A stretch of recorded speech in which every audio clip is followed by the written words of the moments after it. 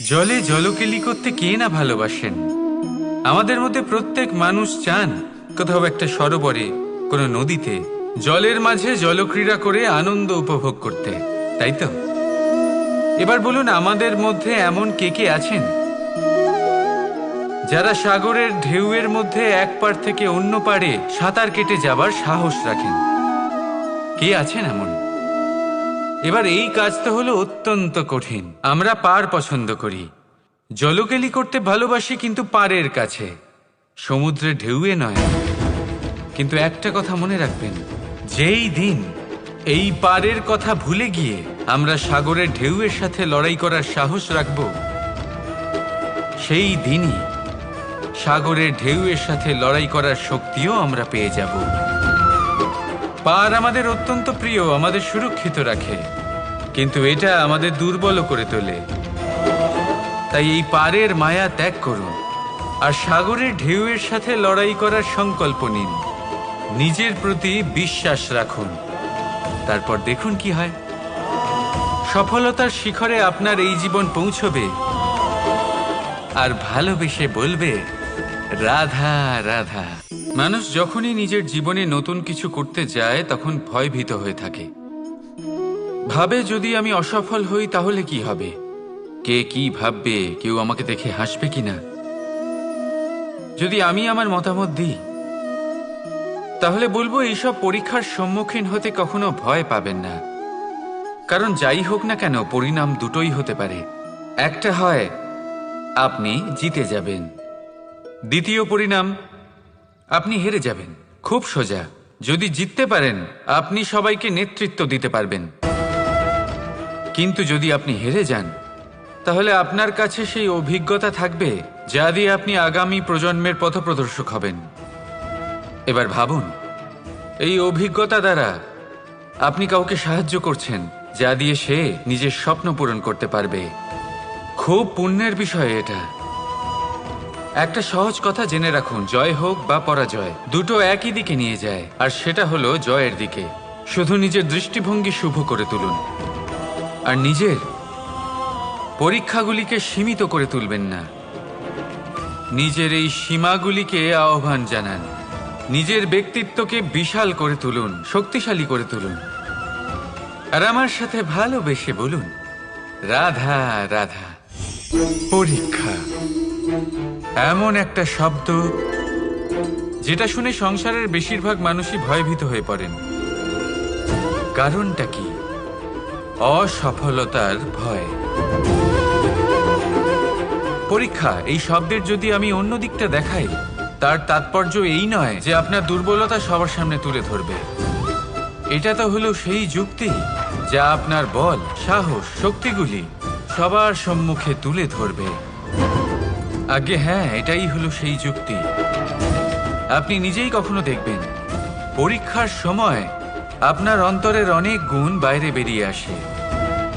এমন কোনো শক্তির উদ্ভব হয় যার বিষয়ে আপনি নিজেও জানতেন না, ঠিক কিনা?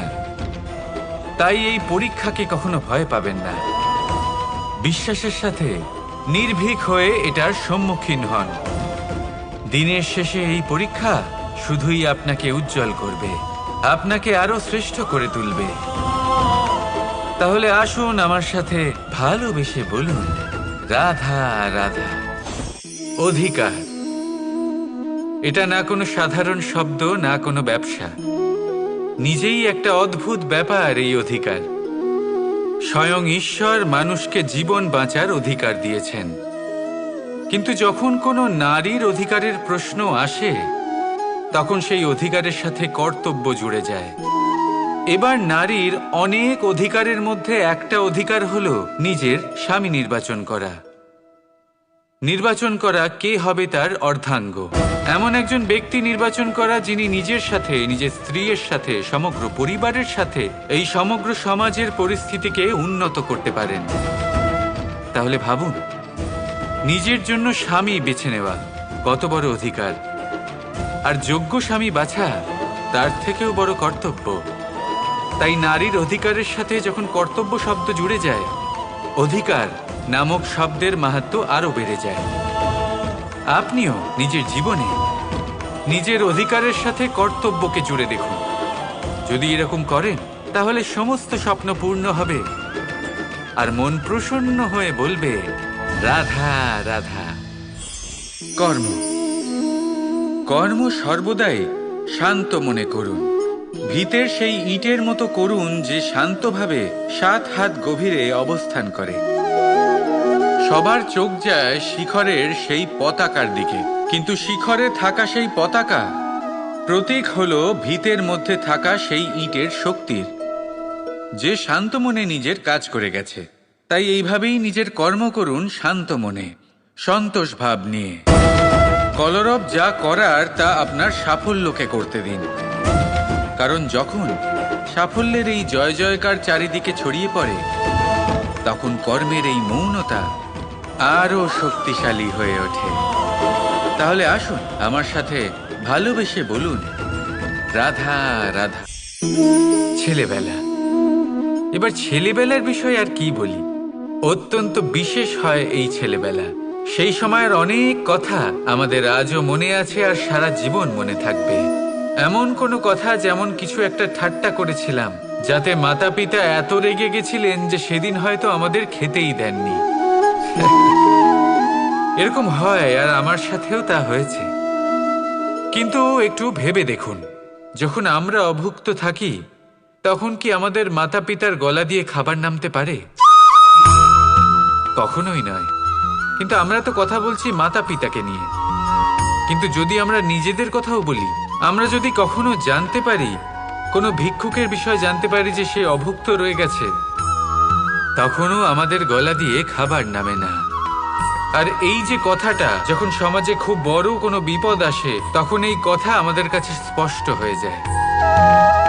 যেমন ধরুন কোনো মহাযুদ্ধ বা মহামারী হয়, তখন মন অশান্ত হয়ে ওঠে। আর তখন যদি আপনি মনে শান্তি পেতে চান তো একটাই মন্ত্র রয়েছে, সেবা করুন। যতটা পারবেন ততটা সেবা করুন।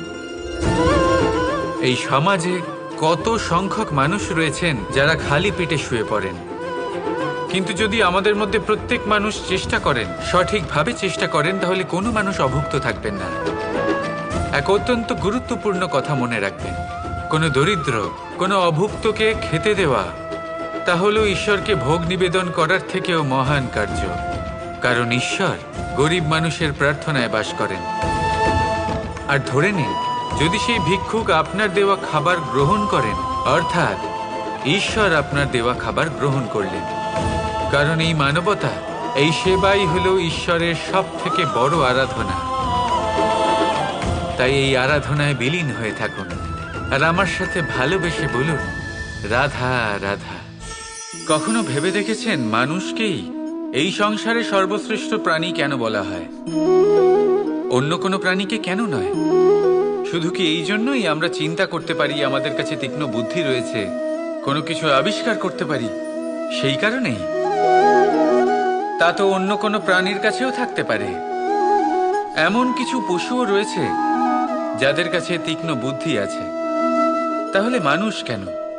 কারণ মানুষের কাছে এমন কিছু রয়েছে যা অন্য প্রাণীর কাছে নেই। মানবতা। মানবতা যা সর্বপ্রথম এগিয়ে যেতে চাইলেও যদি পথে কেউ ধাক্কা খেয়ে পড়ে যায়, তাকে আগলে রাখতেও জানে। মনে রাখবেন, আপনার সব থেকে বড় পরিচয় আপনার নাম, আপনার সম্পত্তি বা আপনার ধর্মও নয়। আপনার সব থেকে বড় পরিচয় হলো আপনার মানবতা। তাহলে সময় এলে পরে নিজের মানবতার পরিচয় দিন। অন্য মানুষকে সাহায্য করুন, অন্য প্রাণীকে সাহায্য করুন। একা একা পথ চলা হলো পশুদের প্রবৃত্তি। মানুষ হলেন তিনি যিনি অন্যের জন্য প্রাণও দিতে পারেন। মানুষ হলেন তিনি যিনি অন্য মানুষের প্রাণ বাঁচান। সেই মানবতাকে জাগিয়ে তুলুন আর এই জীবন বাঁচতে শুরু করুন। আর হ্যাঁ, আমার সাথে ভালোবেসে বলুন, রাধা রাধা। আত্মীয় স্বজন কারা হন? তারাই যারা সুখে দুঃখে পাশে থাকেন, তারা যারা বিপদের সময় আপনার পাশে এসে দাঁড়ান। এবার দেখুন, একটা প্রশ্ন করব আপনাদের, সব থেকে ঘনিষ্ঠ, আবশ্যক এবং গুরুত্বপূর্ণ আত্মীয় কারা, বিশেষ করে বিপদের সময়? কেউ বলবেন মাতা, কেউ বলবেন পিতা, কেউ বলবেন ভাই বোন, ইত্যাদি ইত্যাদি। এবার ভাবুন, আপনি বড় হয়ে গেছেন, আপনি বাড়ি থেকে দূরে চলে গেছেন, পেট ভরানোর জন্য আপনাকে প্রত্যেক দিন চেষ্টা করতে হয়। এমন সময় যদি আপনার জীবনে বিপদ এসে পড়ে, তাহলে কখন আপনার খবর ওনাদের কাছে পৌঁছবে? কতক্ষণে ওনারা সাহায্য করতে আসতে পারবেন? এরকম এক সময় সব থেকে গুরুত্বপূর্ণ আত্মীয় হন আপনার প্রতিবেশী, কারণ তারাই সেই মুহূর্তে আপনার সব থেকে কাছে। আপনি কখনো পরীক্ষা করে দেখবেন, আপনার তার সাথে লক্ষ্য মতভেদ থাকলেও প্রতিবেশীকে কষ্টের মধ্যে দেখে সবার আগে সাহায্য করতে তারাই এগিয়ে আসেন। তাই প্রতিবেশীর সাথে সম্পর্ক ভালো রাখুন, শুধুমাত্র স্বার্থের জন্য নয়। এটা হলো শান্তিরও আধার। যদি এই সম্পর্ক ভালো থাকে, তাহলে না কথায় কথায় বিবাদ হবে, না মতান্তর। আর এই সুখী সম্পর্কের ছায়ায় মন প্রসন্ন হয়ে বলবে, রাধা রাধা।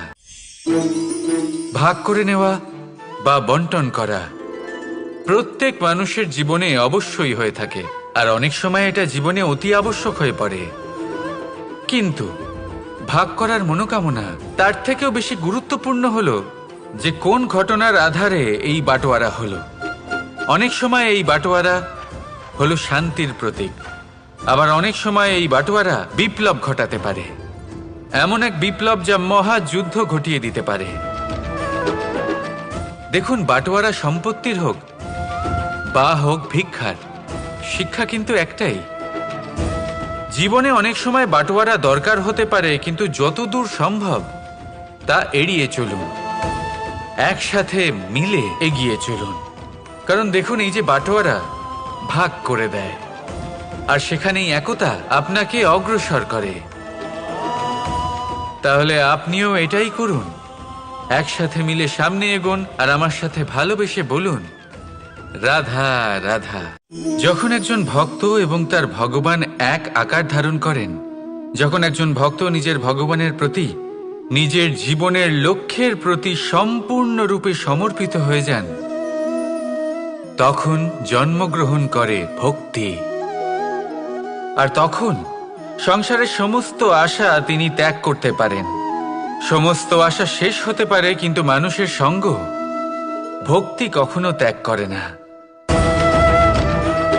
যখন ভক্ত ও ভগবান এক আকার ধারণ করেন, এক হয়ে যান, তখন রথী এবং সারথীর মধ্যে কোনো পার্থক্য থাকে না, তারাও এক হয়ে যান। একটাই ব্যক্তিত্ব, একটাই অস্তিত্ব। আর সেই জন্যই কখনো কখনো রথীর আদেশ ছাড়াই সারথী রথ চালিয়ে দেন, আবার কখনো সারথীর পরামর্শ ছাড়াই রথী আক্রমণ করে ফেলেন। এ তো শুধুমাত্র আরও একটা গুণ সেই সারথীর মধ্যে, যিনি ধর্ম স্থাপনার মহান কাজে আমার সারথী হতে চলেছেন। তাহলে আসুন আমার সাথে ভালোবেসে বলুন, রাধা রাধা। ধর্মরথের 4টি অশ্ব চালানোর জন্য যিনি সারথী হবেন, তার যে 4টি গুণ থাকা প্রয়োজন, সেই সমস্ত গুণ অর্জুনের মধ্যে উপস্থিত রয়েছে। কর্মের শক্তি রয়েছে, ধর্মের প্রতি আসক্তি রয়েছে, জ্ঞানের অভিব্যক্তি রয়েছে এবং সমর্পণের ভক্তি রয়েছে। নিশ্চিত রূপে ধর্মরথে সারথী হবার জন্য অর্জুনই সব থেকে যোগ্য। আর ও শুধুমাত্র দ্রৌপদীর স্বামীই হবে না, ইতিহাসে কুরুবংশের রাজকুমার বা ইন্দ্রপুত্রের নামেই শুধু পরিচিত হবে না, বরং অর্জুনই স্বয়ং ইতিহাস রচনা করবে। অর্জুনই হবে কৃষ্ণ সারথী, যত্র যোগেশ্বর কৃষ্ণ তত্র পার্থ ধনুর্ধরা। তাহলে আসুন আর আমার সাথে ভালোবেসে বলুন, রাধা রাধা। কর্ম, ধর্ম, জ্ঞান এই 3 স্তরে অনেক মানুষ পৌঁছতে পারেন। অনেকে এই পরীক্ষা দিয়ে তাতে উত্তীর্ণ হয়ে যেতে পারেন, কিন্তু শিখরে পৌঁছে শাসন তিনিই করতে পারেন যার কাছে এই চতুর্থ গুণটিও থাকে, সমর্পণ। অত্যন্ত গুরুত্বপূর্ণ একটা গুণ এটা। এই সমর্পণ আসলে অত্যন্ত গুরুত্বপূর্ণ। পূর্ণ সমর্পণ দরকার নিজের লক্ষ্যের প্রতি, সমর্পণ নিজের কর্তব্যের প্রতি, সমর্পণ নিজের আত্মার থেকে নির্গত স্বরের প্রতি, সমর্পণ নিজের রথির প্রতি, অর্থাৎ আমার প্রতি। এবার এই পরীক্ষায় অত্যন্ত কঠিন এক বাঁক আসতে চলেছে, যেখানে সারথীকে সমর্পণের নিরিখে পরীক্ষা করা হবে, আর তাতে উত্তীর্ণ হওয়ার পরেই তার হাতে ধর্ম স্থাপনের রথের রাশ তুলে দেওয়া হবে। দেখা যাক কি হয়। ততক্ষণ আপনি প্রসন্ন থাকুন আর আমার সাথে ভালোবেসে বলুন, রাধা রাধা। এই স্বয়ম্বরে আসার আমার একটাই উদ্দেশ্য ছিল, আমার এই ধর্ম স্থাপন করার কাজের জন্য একজন সারথী নির্বাচন করা। আর ধর্মবীর এবং কর্মবীরের নির্বাচন তো হয়েই গেছে। এবার এটাই দেখতে হবে যে জ্ঞান কার মধ্যে রয়েছে, কে আছেন যিনি মহাজ্ঞানী। এবার বলি, যে জ্ঞানের কথা আমি বলছি তা সেই জ্ঞান নয় যা বই থেকে পাওয়া যায়। এটা সেই জ্ঞান নয় যা বটগাছের মতো বিশাল আকার হয় বা পর্বতের মতো অটল হয়। না, আমি যে জ্ঞানের কথা বলছি এটা হলো সেই জ্ঞান যা জীবনের পাঠশালা থেকে শেখা হয়। জীবনের প্রত্যেকটা ঘটনা থেকে এই শিক্ষা পাওয়া যায়, যা হলো বাতাসের মতোই সরল আর জলের মতো নিজের পথ সে নিজেই বানিয়ে নেয়। আমি সেই জ্ঞানের কথা বলছি। এবারে দেখতে হবে কে এই মহাজ্ঞানী, কে আছেন যার মর্যাদার বিষয়ে জ্ঞান রয়েছে, কে আছেন যিনি শাস্ত্র এবং শস্ত্রের মতোই বিনম্রতারও জ্ঞান রাখেন। এমন কে আছেন সেটাই তো দেখতে হবে, কারণ ধর্মের এই রথকে অগ্রসর করার জন্য জ্ঞানের চাকা অত্যন্ত গুরুত্বপূর্ণ। তাহলে আসুন আমার সাথে ভালোবেসে বলুন, রাধা রাধা। ধর্ম। আমরা সকলে ধর্মের বিষয়ে কথা বলি, কখনো নিজের ধর্মের বিষয় আর কখনো অন্যের ধর্মের বিষয়। কখনো আমরা অধর্ম দেখলে সেই বিষয়ে কথা বলি। অনেক রকম আলোচনা হয়, কিন্তু এই ধর্ম আসলে কি সেটা কি কেউ বোঝে? যদি আমি আপনাকে উত্তর দিই, এই উত্তর সরল। ধর্ম হলো তাই যা মানুষকে অন্য মানুষের সাথে, সমস্ত বিশ্ব সংসারের সাথে আনন্দ সহকারে বাঁচতে শেখায়। সেই জন্য আপনি যদি কখনো কোনো ধর্মীয় স্থানে যান, সেই ধর্মীয় স্থানে গিয়ে আপনার শান্তির অনুভূতি হয়, তাই না? কিন্তু দেখুন, ধর্মের জ্ঞান থাকলেই সেই মানুষ ধর্মের পথে চলতে পারবে এমন কোনো কথা নেই। অনেক সময় সম্পর্কে যখন সংঘর্ষ বেড়ে যায়, তখন ইচ্ছের জন্ম হয়, ক্রোধের জন্ম হয়, অহংকারের জন্ম হয়, আর তারপর বিনাশ হয়ে যায় এই ধর্মের। সেই জন্য দ্বিতীয় সবথেকে গুরুত্বপূর্ণ গুণ যা আমার সারথীর মধ্যে থাকা উচিত, তা হলো ধর্মবীর হওয়া। এবার দেখতে হবে সেটাই যে কে হবে সেই ব্যক্তি যিনি এই স্বয়ম্বরে নিজের ধর্মে অটল থাকবেন। কারণ সেই ব্যক্তি এই সংসার থেকে সরে এসে ধর্মের পুনঃস্থাপনের এই মহাকার্যে আমার সারথী হতে পারবেন।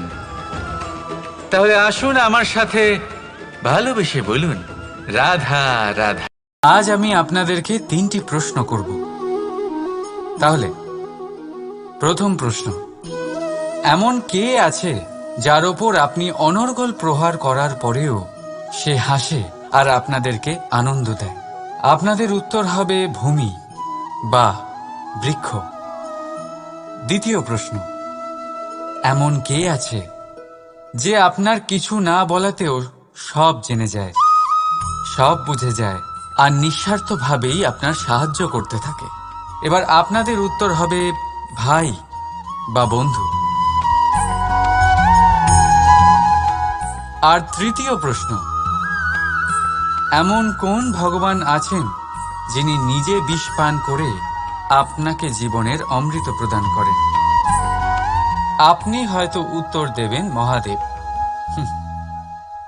যদি আপনার উত্তর এইগুলি হয়, তাহলে সেই উত্তর ভুল।